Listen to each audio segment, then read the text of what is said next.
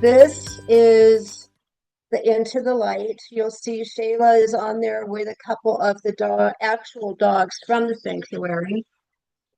We started off with this book, which is, if you see the Malamute, that's why we got Shayla. It's like, what a perfect pair.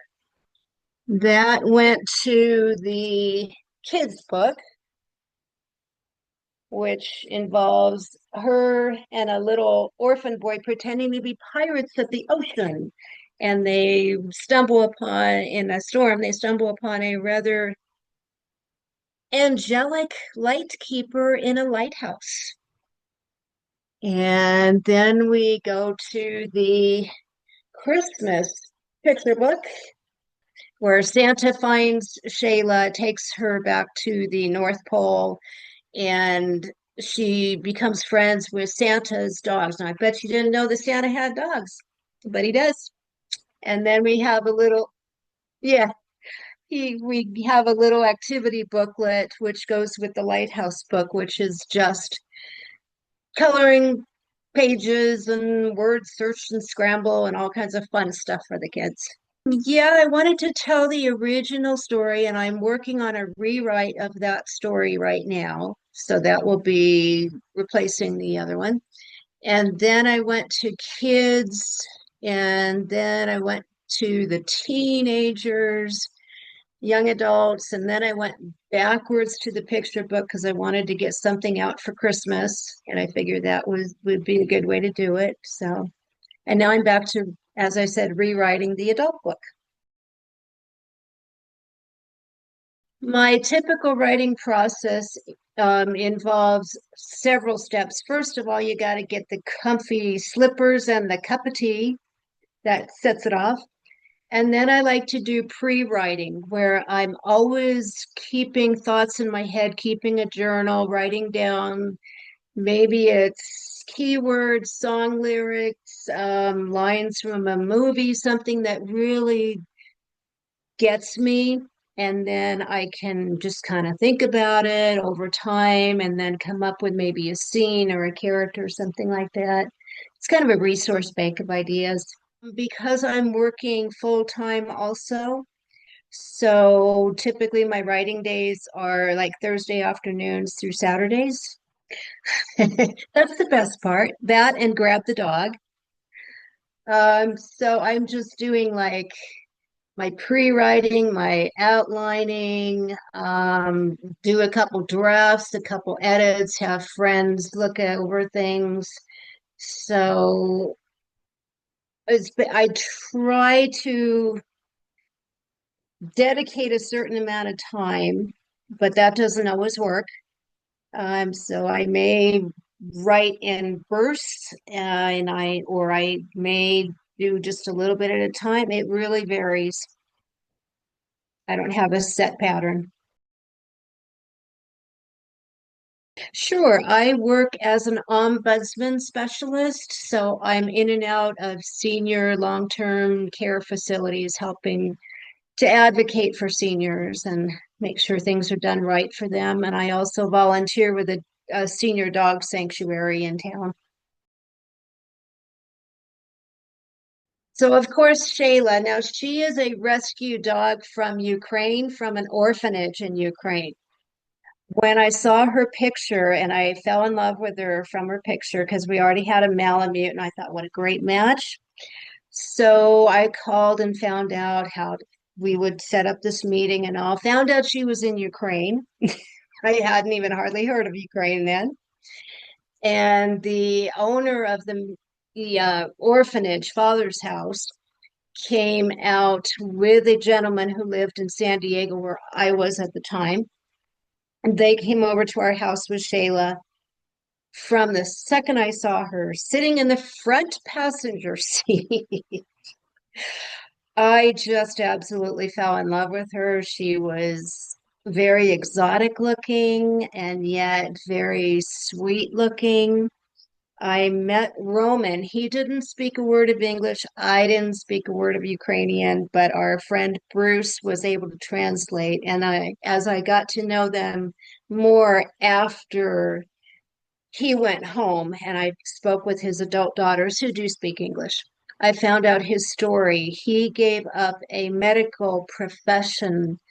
He was going to be one of the youngest medical professors in Ukraine.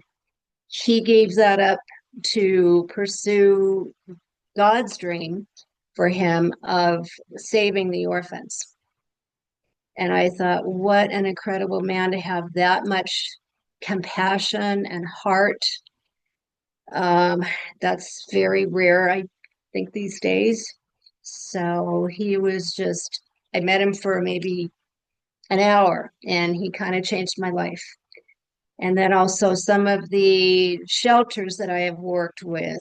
Um, there's one senior dog sanctuary that's here in town that is doing wonders. They are bringing dogs back, senior dogs back from the brink of being put down, and they are getting cured of cancers and paralysis and a lot of different things just with good old fashioned good food, good meds, and a lot of love.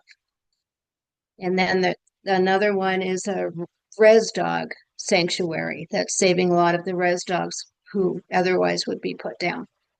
So there's a lot of inspiration in all the characters that are in my books. My husband and I are in it with a change of names. And we have the Into the Light book is a teen young adult book. And in that, we kind of bring in a foster child to work with us. There, I can't give the whole story away, but there is a teen. Right, it's a theme about, as I say, the orphanage, Shayla, and some of the other dogs that I've known, Roman and the Ukrainian people who just inspire me every day with what they are doing over there. Emotional, uh, empathy, um, I don't know what you want to call it, but emotional support. I really feel like that's at the heartbeat of my books. I read a quote one time, and I'll quote this, as Pope Francis once said, the capacity for empathy leads to a genuine encounter in which heart speaks to heart. So that's where I'm trying to go with my books is the readers even tell me that they feel the characters. It's not just a straight book read. They actually feel what Shayla's feeling. They feel what this young teen is going through. They feel what the little orphan boy is going through. And I've had people ask me, well, you have to include Ashok, the little orphan boy, in more stories, or include this book, or I mean, this dog. Um, And then another quote that I found, and I don't remember exactly, it's from Psychology Today about a story's power lies in its ability to stir our hearts. So it has to move you. You have to connect with it. What you connect with, you understand. What you understand, you remember. It makes a difference. It leads you back to finding your own passions, your own purpose, your own connection to life, to God. I just hope that they will reflect on their own lives and become maybe more of a compassionate person, reaching out to others to enhance and give them a better sense of who they are, who they can be. A lot of us keep our dreams hidden, and I'd like to see everybody be able to uncover their dreams and live those dreams, whether it's through having an emotional support dog or teaching or reaching people across a continent or whatever it may be for that person. Live it, live your life. Just rewriting the original to make it a little bit less of a biography and more of in-depth. feeling story. And then we'd like to pick up the Into the Light teen book and continue that. I'm not sure exactly where I want to go with that yet, but that will be the next one, a sequel to the Into the Light book. Shayla has been an emotional companion for me who's taught me a lot. We can actually learn a lot from our dogs, our cats, our pets. And don't be afraid to look beyond what you think are your borders. When I heard about this dog being from Ukraine, I was like, I don't know about adopting a dog from another country. I mean, what's its health? What's its record? How am I going to connect with the people? And she just changed my life. Roman changed my life. As I say, the two shelters that I volunteer and am associated with now, Dog Tree Pines Senior Dog Sanctuary and Black Cat with the res dogs, have really opened my eyes to how terrific dogs and friends and people can be.